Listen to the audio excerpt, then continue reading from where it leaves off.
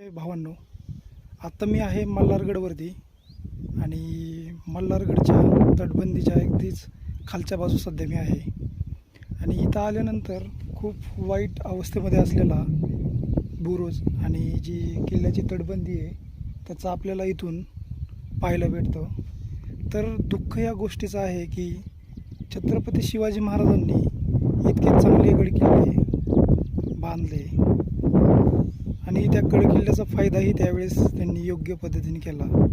तीच जे गडकिल्ले आपल्याला संवर्धन करायचे ते आपल्याच्याने सध्या तरी होत नाही आहे आणि त्याचंच कुठंतरी दुःख एक वाटतं आहे आपल्याला.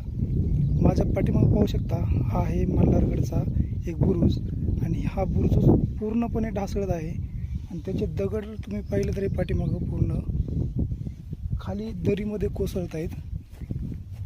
अशी दुर्व्यवस्था आणि दुर्गती ह्या किल्ल्याची होत आहे. तर कृपया मला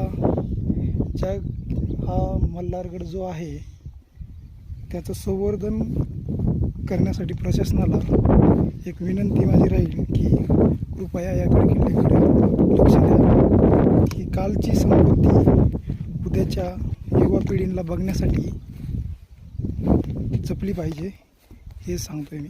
धन्यवाद.